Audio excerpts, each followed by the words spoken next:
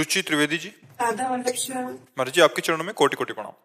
गुरुदेव, ऐसा क्या करें कि मेरा ये जन्म अंतिम जन्म हो? भगवान के आश्रित हो जाओ और नाम जप करो। दो बातें, बिना पैसा का काम है। भगवान के अंदर से आश्रित हो जाओ और नाम जप करो। इस जन्म में निश्चित भगवत प्राप्ति। अकाट्य विनिश्चितम बदामिते नान्यथा वचांस में हरिम भजन्ते नरा भवसागर तरन्ति ते। खूब नाम जप करो और अंदर से भगवान के आश्रित हो जाओ। 1 रुपया नहीं लगा, भगवत प्राप्ति हो गई। किसका प्रश्न है? अंदर से भगवान के आश्रित हो जाओ, नाम जप करो बिल्कुल सरल भाषा में। और जो कर्तव्य कर्म कर रहे हो भगवान को समर्पित कर दो।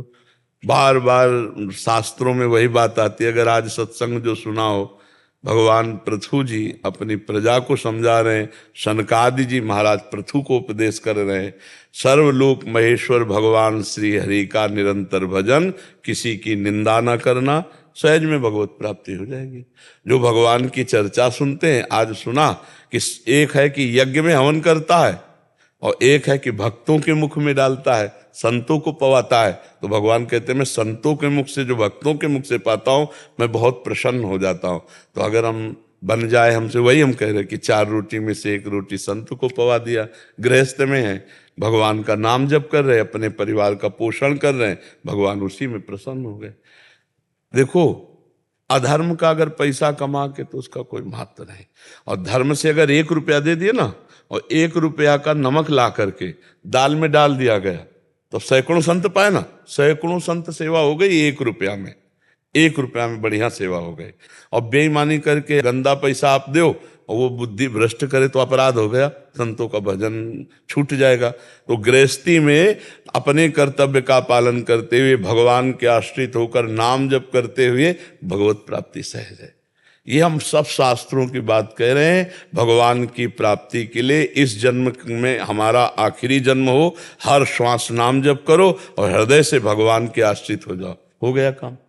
अब फिर जीना है तो फिर कथा भागवत ये सब बिल्कुल सार बात है। राधा राधा राधा राधा और हे लाडली जू मैं आपकी, इसी से भगवत प्राप्ति हो जाएगी। भगवान संबंध देखते। एक जगन्नाथ जी के सेवक थे जो अंग सेवी, अब वो गलत संग से वैश्यागामी हो गए, वैश्या का संसर्ग करने लगे। तो आपस में सब जितने पार्षद थे सब एकत्रित हुए और उनको बुलाया और कहा या तो जगन्नाथ जी को पकड़ो, वैश्या छोड़ो, और या जगन्नाथ जी को छोड़ो, वैश्या के पास जाओ। दोनों एक साथ नहीं हो सकते। उन्होंने कहा जगन्नाथ जी को हम छोड़ देते हैं। तो भगवान की लीला ऐसी।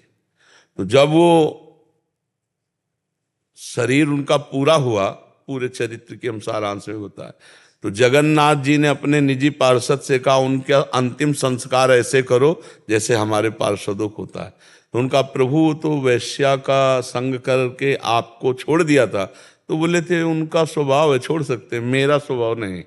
मैंने एक बार जिसे स्वीकार कर लिया उसे छोड़ता नहीं।